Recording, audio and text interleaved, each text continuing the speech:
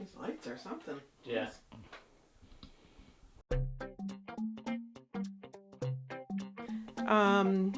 We were walking at the park a lot and starting to notice birds a little bit, and then we ran into a really good Macomb County birder, and he heard, he says, "Look, did you hear that?" And we're like, "What? Hear what?"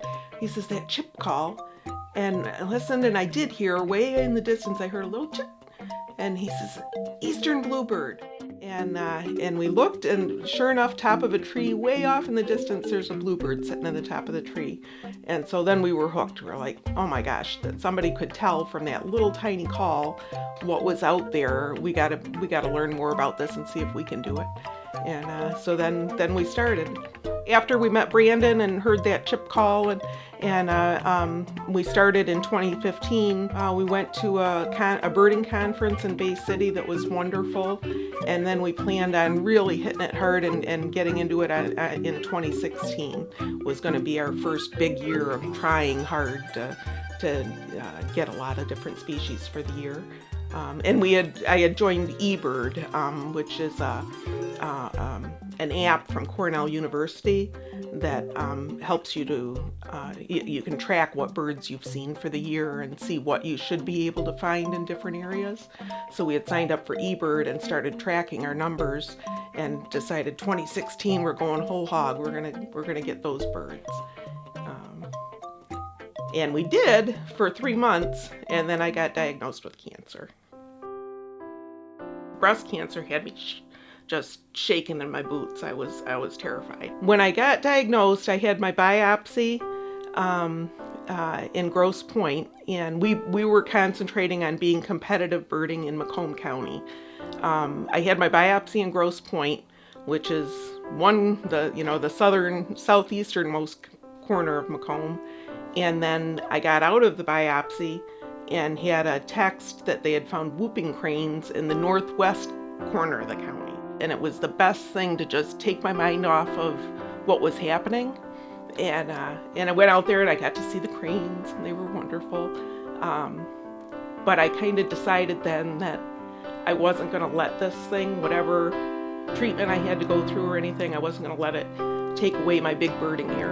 And I was going to get out there and still bird. And I did. After every chemo, Uncle Gary and I went, even if I couldn't get out of the car and walk, if we were just driving somewhere, we would drive and look for birds. And that became my thing for the year that I was in treatment. Some mornings I would think, oh, I'm just, like the third or fourth day after chemo is when it really hits you. And I think I'm just going to sleep in tomorrow. I am not getting up and going birding. And all of a sudden my phone would ding, and it'd be that text that somebody found something rare that I needed. And I'd drag my butt out of bed, and there I'd go, and I'd get in the car and go see if I could find it. And so it was good. It kept me moving. But that was tough. January or November, standing out in driving sideways sleet, looking for Jaegers or Scoters, because they like that weather, is pretty tough. You bird in the winter. It's not summer is actually the worst time to bird, because the birds are nesting and they're not migrating.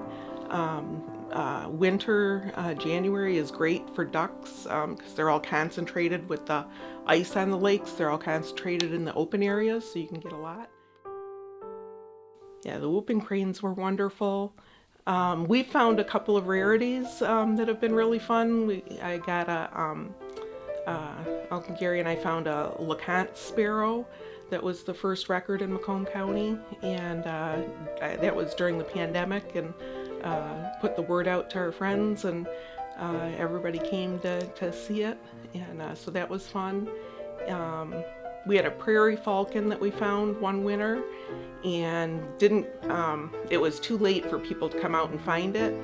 And so the next morning, it was a freezing cold January day and windy, and probably over 100 people out looking for this bird in the northern part of Macomb. And we slept in went and had breakfast. He said, where do you want a bird today? I said, let's go look at the birders looking for our bird. And so we did that, and it was fun. There were cars lined up, and it was on Facebook. People are made a residence group saying, what are all these cars lined up out on 34 Mile for? And it was to find our bird, and they did find it, and a lot of people got to see it, so that was exciting. So for when we bird, we're competing on eBird just for Macomb County. You can bird, anywhere, just about anywhere in the world, and log it on eBird. Some people compete to have the biggest Michigan year. We have pets. We don't like to travel overnight anywhere, so we just do Macomb County. And you track your lists online. It's a friendly competition. We're going to different parks typically. And you don't have to take a picture of the bird for it to count. You can hear it as long as you can ID that call. Like I still cannot ID an eastern bluebird from the chip call. Thank you very much. But if you hear it and can ID it or see it, it counts for your list. And it's all honor system. And the nice thing is, like with eBird, you can find the hot spots anywhere in the world that you're at and find who's been birding that and get to know. You have an instant group of people that you can relate to. If anywhere in the world that you end up moving to or traveling to, you know, instant group of friends. They were so supportive. They just are in general, and especially that year when I was birding with cancer, I got word that there was a yellow-breasted chat out on 27 Mile, and I drive out there and bald head and everything, and one birder that I'd never even seen, I get out of the car and he comes and he grabs me by the arm and drags me down the road. He says, it's here, you have to come, so you can see it and everything. I'm like, I don't even know this person, but he wanted to make sure that I got that bird. So in general, they're very, very friendly and very helpful. There's always some politics in any group, but yeah, for the most part, they're really, really kind. The reason I think that birding was so important to me while I was undergoing treatment for cancer is that it's something that can take you out of your head. When you're concentrating on finding something like that, you can't think about anything else. You can't worry about the future. You're just in the moment and looking and searching and trying as hard as you can to get this bird. And it gets you outside and it gets you exercise and all of that's wonderful too. But that was, I think, the most important part for me while I was under treatment, was that it got me out of my own head. I think that's everything, so. Okay. Thank you.